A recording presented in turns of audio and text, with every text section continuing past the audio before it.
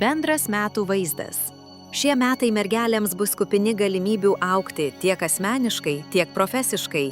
Jausitės motyvuoti siekti tikslų ir tvarkyti savo gyvenimą, tačiau gali kilti pagunda per daug kontroliuoti aplinką ar kitus žmones.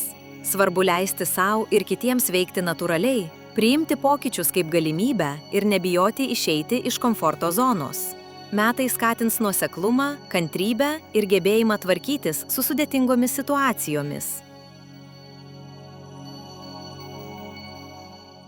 Karjera ir finansai. Darbo srityje laukia stabilumas ir galimybė parodyti savo profesionalumą.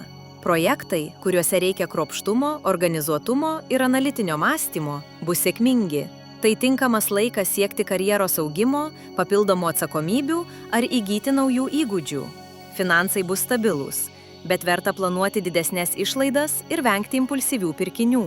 Kruopštus biudžeto valdymas suteiks saugumo jausmą ir sumažins streso lygį. Meilė ir santykiai.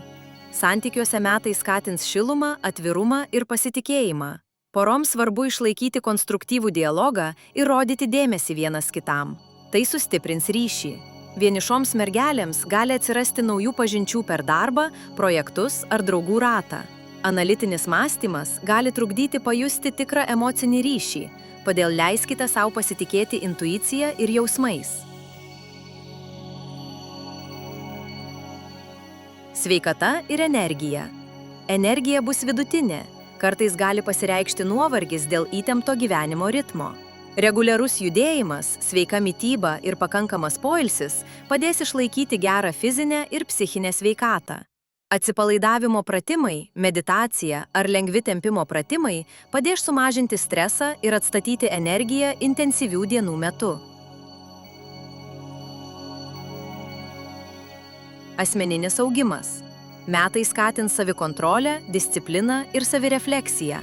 Svarbu pasitikėti savo sprendimais ir mokytis iš patirties, net jei aplinkiniai abejoja. Tai puikus laikas gilinti žinias, tobulinti įgūdžius ir rūpintis savo asmeninę gerovę. Gebėjimas matyti ilgalaikę perspektyvą padės priimti protingus sprendimus tiek profesinėje, tiek asmeninėje srityje. Patarimai metų pradžiai. Šių metų pradžia bus palanki planavimui ir tikslų formulavimui. Skirkite laiko saviugdai, mokymuisi ir savo namų ar darbo aplinkos organizavimui. Ieškokite pusiausvyros tarp darbo ir poilsio, tai padės išlaikyti energiją visiems metams. Santykiai ir artimi žmonės suteiks emocinę paramą, todėl verta skirti dėmesio ir jiems.